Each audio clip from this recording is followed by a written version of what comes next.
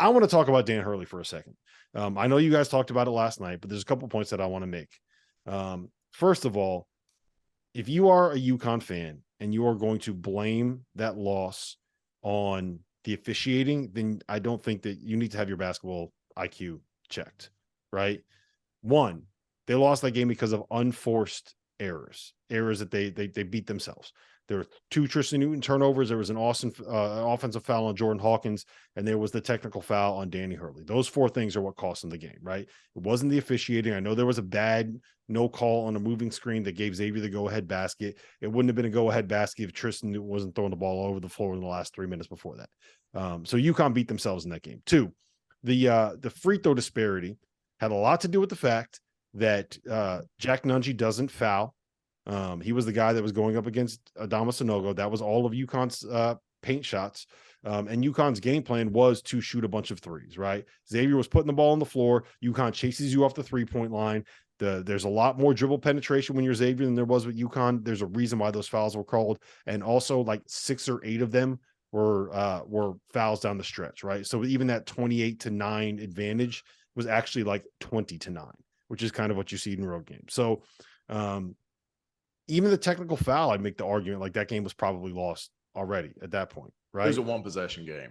It was a 1-possession game. It was a 3-point game, but Xavier still had another free throw. Like it was going to be a 4-point game with 2.5 minutes left. Yeah, I think Xavier wins it anyway. Yes. I think, but 1-possession game can't do it. Like I talked about this a little bit last night, but like I don't love the timing of, like, we emphasize the players all the time, like time and score. Like there needs to be a little bit of that with the officiating crew on that one.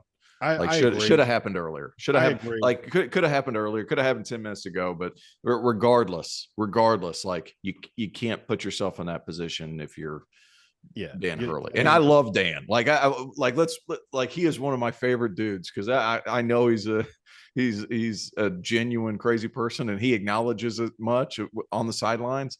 And I just enjoy every bit of his persona. But at the same time, like there's going to be times like this UConn team could make the Final Four. Mm-hmm. Like this is a legitimate Final Four contending team. There's going to be a time in the Sweet 16 of the Elite Eight where UConn is going to be in a high stress situation and there's going to be a call that doesn't go his way. How do you rebound from that? And like, you can't, at that point of the season, you can't put yourself in. And this is a good, like, check yourself moment.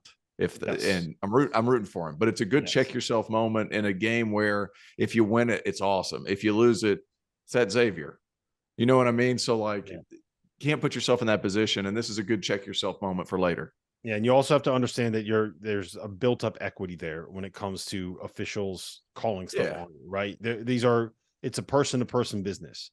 And if you don't think about your profession, if you like someone, you're probably willing to let them get away with a little bit more in your day-to-day, in your job, than you are if you don't like the person that you're dealing with. And I think it's kind of clear officials probably don't like being berated the way that they're berated. They probably don't like watching videos and seeing a clip of Dan Hurley saying he's a fucking clown, right? We're talking about an official. They see that makes it round. It happens. Look, now that we've had the conversation as rational professionals covering the sport, I just want to say for the record that this is bullshit.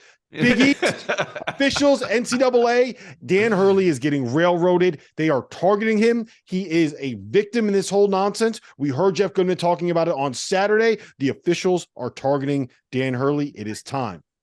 It is time for you to make this right. It is time for you to check the officials that have taken the power out of the hands of the players, out of the hands of the team. Dan Hurley's being railroaded. Just thought Top Dogs coming out this week.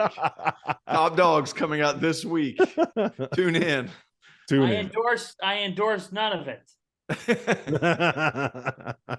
No, I'm just messing around. Look, it's Hurley's got to be better. Maybe it's not the time to get to call that tech if you're an official, but you can't put yourself in that situation. All right,